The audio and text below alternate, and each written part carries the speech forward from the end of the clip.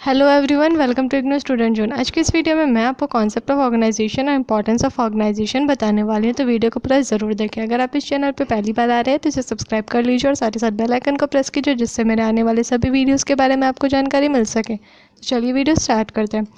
ये है MCO 1 का यूनिट 2 ऑर्गेनाइजेशन थ्योरी का point number 1.2 concept of organization और उसका सब पॉइंट 1.1.1 इंपॉर्टेंस ऑफ ऑर्गेनाइजेशन। चलिए वीडियो स्टार्ट करते हैं।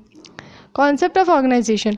Organizing refers to the process involving in the identification and grouping of activities to be performed and defining and establishing the authority-responsibility relationship. This enables people to work most effectively together in achieving the enterprise objectives. In a general sense, organizing consists of determining and arranging for men, material, machines, and money required by an enterprise for the attainment of its goal. In a restricted and operational sense, the term organizing means defining the duties and responsibilities of the people employed and determining the manner in which their activities are to be interrelated. The end result of organizing is the creation of a structure of duties and responsibilities of people in different positions, grouped according to the similarity and interrelated nature of activities. In other words, the outcome of the organizing process is an organization consisting of a group of people working together for the achievement of one or more common objectives. तो यहाँ पे बोला जा रहा है कि जो organising होता है वो एक ऐसा प्रोसेस होता है जहाँ पे आइडेंटिफिकेशन होता है और साथ ही साथ जो भी एक्टिविटीज़ परफॉर्म करे जाने वाला होता है उसका ग्रुपिंग इन्वॉल्व होता है और साथ ही साथ उसको डिफ़ाइन भी किया जाता है और उसमें जो भी अथॉरिटी और रिस्पॉन्सिबिलिटी दिया जाता है उसके बारे में भी बताया जाता है। मतलब इसमें ये हो जाता है कि जो भी लोग यहाँ पे काम कर रहे हैं वो क्या करें, अच्छी तरह से काम कर सके और ताकि जो इंटरप्राइज का जो ऑब्जेक्टिव होता है, ऑर्गेनाइजेशन का जो ऑब्जेक्टिव होता है उसको अचीव किया जा सके। मतलब कि यहाँ पे जो भी एक्टिविटीज़ परफॉर्म होने वाले रहते हैं उसके रिलेटेड जितने भी लोग काम कर रहे हैं उनको उनकी अथॉरिटी और साथ ही साथ रिस्पॉन्सिबिलिटी बता दिए जाते हैं। तो जनरल सेंस में बोला जा रहा है कि जो ऑर्गेनाइजिंग होता है यहाँ पे जो भी मैन, मटेरियल, मशीन, मनी जो भी रिक्वायर्ड होते हैं इंटरप्राइज के द्वारा गोल को अचीव करने के लिए उसको डिटरमाइन किया जाता है। मतलब पता लगाया जाता है कि क्या क्या चीज़ का ज़रूरत पड़ता है, उसका एक लिस्ट तैयार किया जाता है और साथ ही साथ उसको अरेंज करके दिया जाता है। तो रिस्ट्रिक्टेड और ऑपरेशनल सेंस में बोला जा रहा है यहाँ पे कि जो टर्म है ऑर्गेनाइजिंग उसका मतलब ये होता है कि जो भी ड्यूटीज़ और रिस्पॉन्सिबिलिटीज़ होता है पीपल जो वहाँ पे काम कर रहे हैं उनका उसको बताना और साथ ही साथ उसको इस तरह से बताना कि जो भी एक्टिविटीज़ है वो इंटर रिलेटेड हो सके और अच्छी तरह से वो लोग इफेक्टिवली एफिशिएंटली अपना काम कर सके। तो जो एंड रिज़ल्ट होगा ऑर्गेनाइजिंग का वो ये होगा कि जो भी ड्यूटीज़ और रिस्पॉन्सिबिलिटीज़ होता है पीपल का अलग अलग पोजीशंस पे उसको उस हिसाब से बांटा जाए कि वो अपना काम जो है वो अच्छी तरह से कर सके। जो भी उनको एक्टिविटीज़ दिया गया है, काम दिया गया है, वो अपने अच्छी तरह से कर सके और इस तरह से करे कि एक दूसरे से वो इंटर रिलेटेड हो सके और काम जल्दी से पूरा हो सके। तो जो आउटकम होता है ऑर्गेनाइजिंग प्रोसेस का वो एक ऑर्गेनाइजेशन होता है जिसमें बहुत सारे लोग इन्वॉल्व होते हैं, बहुत सारे लोग उसमें आते होते हैं जो कि एक साथ काम करते हैं जो कि अचीवमेंट होता है कोई भी ऑब्जेक्टिव के लिए। मतलब कि कोई भी कॉमन ऑब्जेक्टिव्स होता है, एक भी हो सकता है, एक से ज़्यादा भी हो सकता है। तो वो सब ऑब्जेक्टिव को अचीव करने के लिए जितने भी लोग एक साथ मिलकर काम करते हैं वो ऑर्गेनाइजिंग प्रोसेस में आउटकम निकल के आता है।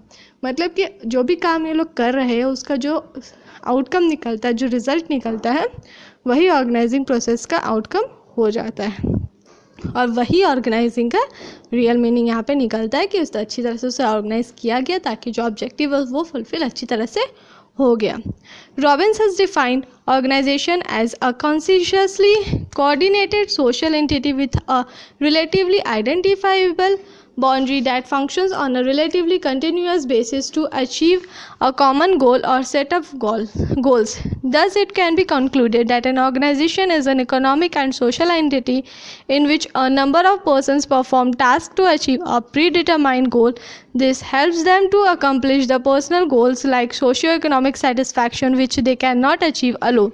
Similarly, it is a system of clearly defined structures of activity consciously designed to allow organizational participants to work effectively toward common goal. तो रॉबिन्स ने डिफ़ाइन किया है कि जो ऑर्गेनाइजेशन होता है वो एक सोशल आइडेंटिटी को कोऑर्डिनेट करने के लिए होता है जो कि एक दूसरे के साथ रिलेटेड होता है, साथ ही साथ जो एक बाउंड्री वहाँ पे होता है जो कि आइडेंटिफाइबल होता है जहाँ पे लोग काम करते हैं कंटिन्यूसली बेसिस पे, ताकि जो ऑब्जेक्टिव्स है, जो गोल है, वो कॉमन गोल जो होता है या सेट ऑफ गोल्स, जो भी जितने भी गोल्स होते हैं उसको अचीव करने के लिए जितने भी लोग काम करते हैं वो। तो उसमें क्या होता है इससे कि कंक्लूज़न ये निकलता है कि जो ऑर्गेनाइजेशन होता है वो एक इकोनॉमिक और सोशल आइडेंटिटी होता है जहाँ पे बहुत सारे लोग काम करते हैं ताकि जो गोल है, जो ऑलरेडी डिटरमाइन किया हुआ गोल है, प्री डिटरमाइंड गोल जो होता है उसको अचीव किया जा सके, उस तरह से वो अपना टास्क करते हैं। जिससे क्या होता है कि जो भी उनका पर्सनल गोल भी होता है, जैसे सोशियो कल्चरल गोल हो, सोशियो इकोनॉमिक सेटिस्फैक्शन वगैरह, जितना भी उनका पर्सनल जो ऑब्जेक्टिव्स होता है, पर्सनल जो गोल होता है, वो भी वो अकम्प्लिश कर सकते हैं, वो भी वो पा सकते हैं, क्योंकि अकेले ये करना पॉसिबल नहीं होता है। तो जैसे एक बार ऑर्गेनाइजेशन का गोल फुलफ़िल होते हैं वैसे ही पर्सनल गोल्स भी यहाँ पे फुलफ़िल होने लगते हैं। तो इससे ये क्लियरली डिफाइन किया जा सकता है कि जो भी एक्टिविटीज़ का जो स्ट्रक्चर्स होता है, जो डिज़ाइन किया जाता है ताकि जो ऑर्गेनाइजेशनल का पार्टिसिपेंट्स जो होता है, ऑर्गेनाइजेशन में जितने भी लोग काम कर रहे हैं एफिशिएंटली काम करते हैं ताकि जो कॉमन गोल होता है उसको अचीव किया जा सके, उसके टुवर्ड्स में काम किया जाता है। The characteristics of an organization are as follows. तो यहाँ पे कुछ कैरेक्टरिस्टिक्स भी दिए गए ऑर्गेनाइजेशन के लिए। Group of people, an organization comes into existence when a group of people combine their efforts for common purpose and willingly contribute towards their common endeavour. तो जो ऑर्गेनाइजेशन होता है वो एग्जिस्टेंस में आता है जब बहुत सारे लोग एक साथ मिलकर बहुत अपना एफर्ट लगा करके कुछ कॉमन पर्पस के लिए काम करते हैं और साथ में मिलकर काम करते हैं ताकि जो ऑब्जेक्टिव होता है उसको फुलफिल किया जा सके। फिर division of work, setting of an organization involve division of the total work into various activities and functions and assigning the task to different persons according to their skill, ability and experience. तो यहाँ पे जो organisation है वो set होता है, उसमें बहुत सारे डिविजन्स इन्वॉल्व होते हैं जहाँ पे सारे काम किए जाते हैं। तो उसको डिवाइड किया जाता है बहुत सारे एक्टिविटीज़ में, बहुत अलग अलग फंक्शंस में, और साथ ही उसी हिसाब से जितने भी लोग हैं उनके एबिलिटी, स्किल, एक्सपीरियंस ये सब को देख करके उनको काम दिया जाता है। जो लोग जिस चीज़ में एक्सपर्ट होंगे, जिसके पास जिस चीज़ को लेकर के ज़्यादा नॉलेज होगा, उस हिसाब से उनको वो काम दिया जाता है। फिर common purpose, every organization comes to existence on the basis of goal of the enterprise which are separate from the personal goals of the people employed. It is the common purpose of the organization which provides the basis of cooperation among the members of an organization. तो जो भी organisation existence में आता है उसका कुछ ना कुछ पर्सनल गोल के अलावा ऑर्गेनाइजेशन का अलग से गोल होता है। यहाँ पे जो पर्सनल गोल होता है उससे अलग होता है ऑर्गेनाइजेशन का गोल।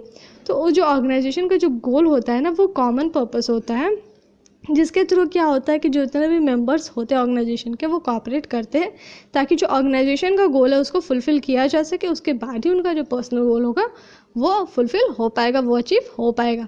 Vertical and horizontal relationship, an organization creates cooperative relationship between different departments and divisions as well as between supervisors and subordinates. Different functions and activities like production, marketing, financing, etc. are integrated for the achievement of proper coordination.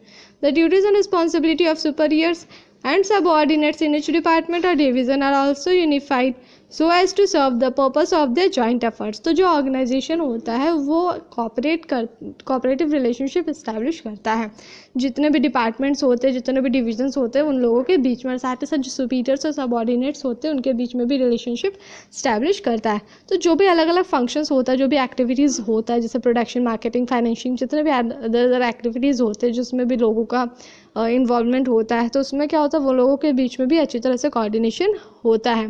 तो जो duties और responsibilities होता है superior और subordinate का अलग अलग department में, अलग अलग डिवीज़न में, उसको भी यूनिफाइड किया जाता है ताकि उन लोग मिल करके अच्छी तरह से काम कर सके और ऑर्गेनाइजेशन गोल को फुलफिल कर सके, अचीव कर सके। Chain of command, the superior subordinate relationship established in an organization are based on authority which flows from the higher level of management to the next lower level, thereby forming a hierarchical chain. This is known as the chain of command which also determines the line of communication.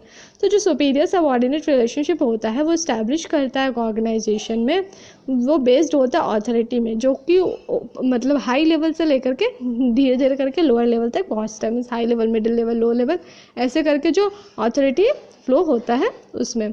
तो उससे क्या होगा, इसमें एक hierarchical chain बन जाता है और जो हायरार्किकल चेन बनता है उसको ही चेन ऑफ कमांड बोला जाता है, जो कि डिटरमाइन करता है लाइन ऑफ कम्युनिकेशन।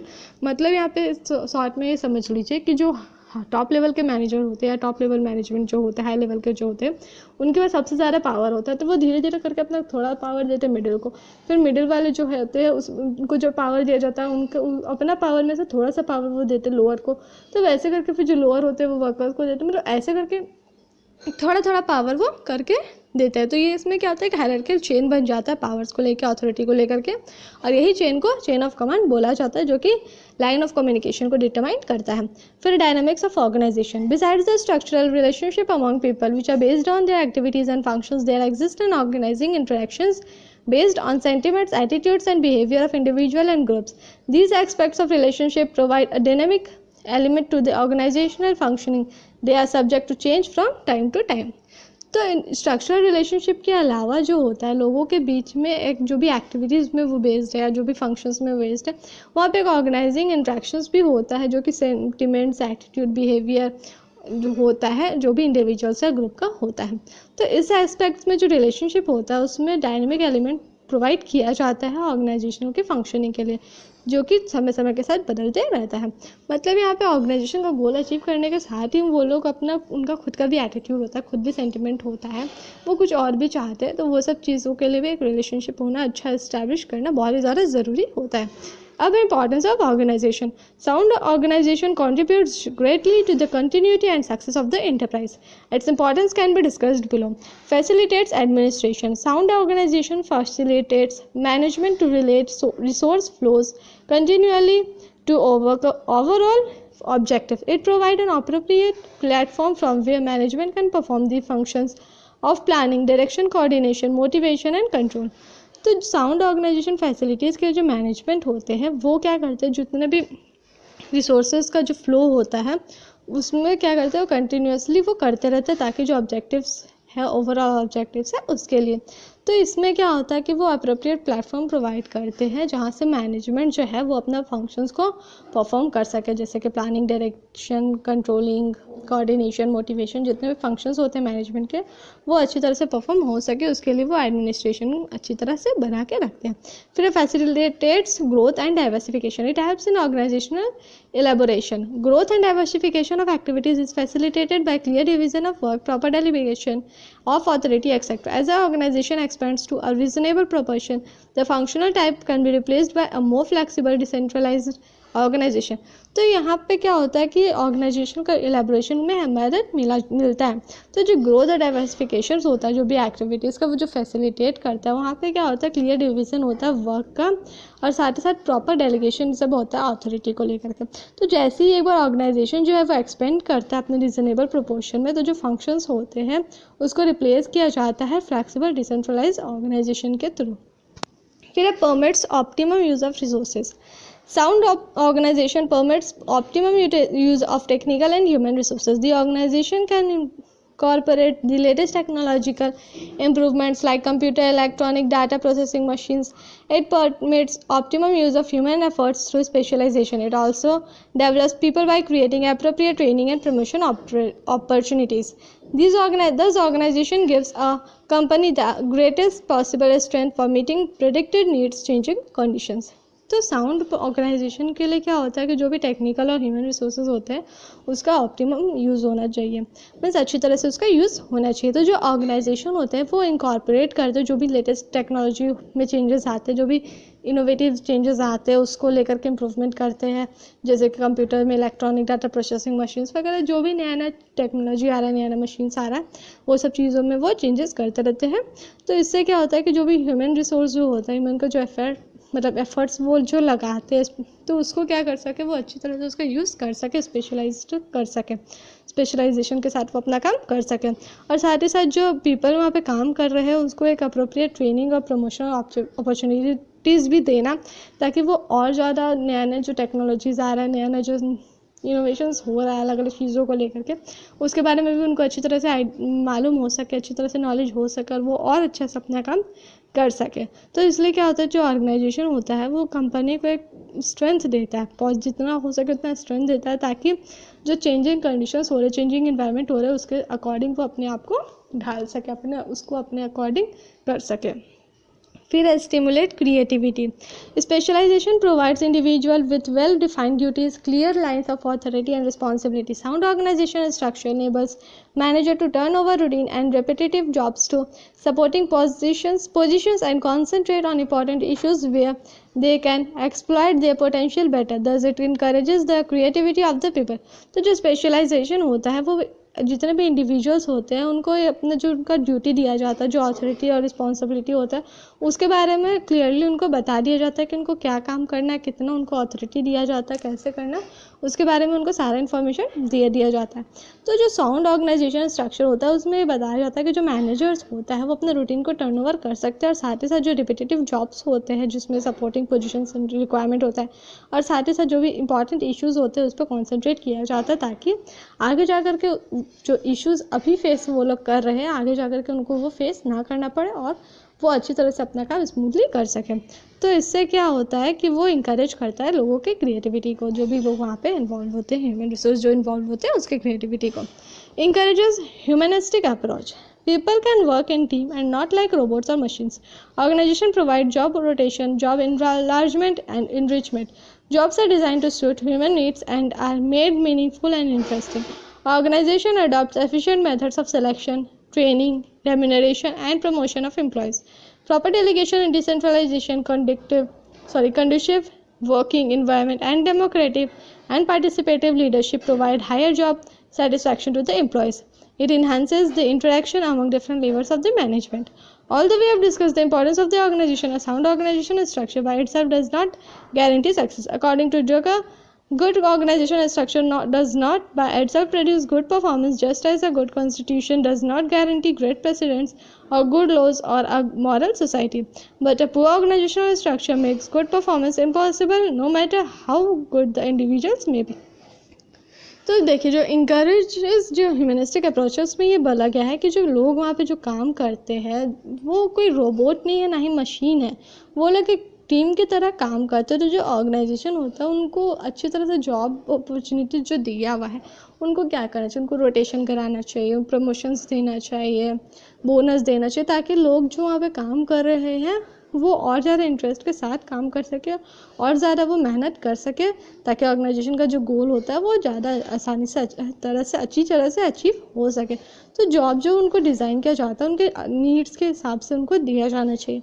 तो जो ऑर्गेनाइजेशन होता है उनको ये करना चाहिए कि जो भी एफिशिएंट मेथड्स होता है सिलेक्शन का, ट्रेनिंग का, रेमुनरेशन और प्रमोशन एम्प्लॉयज़ का, वो बहुत ही ज़्यादा अच्छी एफिशिएंट मेथड्स उनको यूज़ करना चाहिए ऑर्गेनाइजेशन को।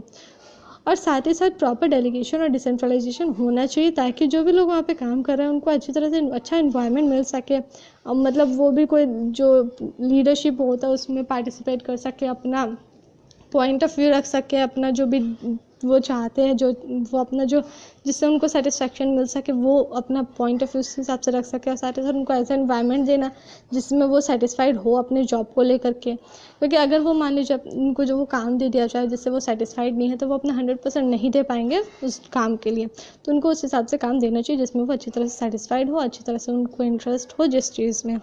तो इससे क्या होगा कि जो इंटरेक्शन होता है जो भी डिफरेंट लेवल्स ऑफ मैनेजमेंट में वो इन्हांस होगा। तो ये था कुछ इंपॉर्टेंस जो यहाँ पे बताया गया है ऑर्गेनाइजेशन को लेकर के। पर जो साउंड ऑर्गेनाइजेशन स्ट्रक्चर इसका मतलब ये नहीं है कि उसमें गारंटी है कि आपको सक्सेस मिलेगा ही मिलेगा, क्योंकि ड्रगर के अकॉर्डिंग ये बोला जाता है कि गुड ऑर्गेनाइजेशन स्ट्रक्चर, इसका मतलब ये नहीं है आप जितना अच्छा ऑर्गेनाइजेशन स्ट्रक्चर बना लेंगे इसका मतलब ये नहीं है कि आपका जो गुड जो आप प्रोड्यूस कर रहे जो परफॉर्मेंस आप दे रहे हैं वो बहुत ही ज़्यादा अच्छा हो जाएगा, ऐसा बिल्कुल भी नहीं है। उसी तरह से जैसे कि जो गुड कॉन्स्टिट्यूशन है, इतना कॉन्स्टिट्यूशन जो है बहुत अच्छा कॉन्स्टिट्यूशन है नो डाउट, पर इसका मतलब ये नहीं कि जो प्रेसिडेंट्स जो आएंगे वो भी अच्छे ही आएंगे ना, लॉज जो अच्छा है उससे मॉरल सोसाइटी, मतलब ऐसा नहीं है कि आप बहुत अच्छा काम करेंगे तो आपको रिजल्ट भी अच्छा ही मिलेगा, वैसा पॉसिबल नहीं होता।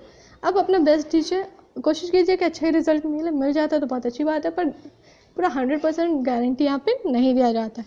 पर हाँ, अगर आप अपना ऑर्गेनाइजेशनल स्ट्रक्चर को पूरा करते हैं, अपना गुड परफॉर्मेंस नहीं करते उसमें, तो उस केस में हो सकता है कि आपको मतलब क्या करते हैं आप मान लीजिए ऑर्गेनाइजेशनल स्ट्रक्चर अच्छा नहीं करते, लोग आपके लेकिन बहुत अच्छे से काम करें, पर फिर भी आपको अच्छा रिजल्ट नहीं मिलेगा। ठीक उसी तरह से अगर आपका ऑर्गेनाइजेशनल स्ट्रक्चर अच्छा है और लोग अच्छे नहीं हैं तो भी आपको सक्सेस मिलने का कोई गारंटी नहीं होता है यहाँ पे। तो आई होप आपको इंपॉर्टेंस समझ में आ गया होगा, सारे सारे कॉन्सेप्ट, कैरेक्टरिस्टिक्स, मीनिंग जो भी यहाँ पे मैंने आपको बताया, आई होप आपको सारी सारी चीज़ें क्लियर हो गई होगी। किसी भी तरह का डाउट रह जाता है तो कमेंट करके कमेंट सेक्शन में ज़रूर पूछिए, मैं पूरी कोशिश करूँगी आपके सारे डाउट्स को क्लियर करने के लिए। वीडियो को पूरा देखने के लिए थैंक यू।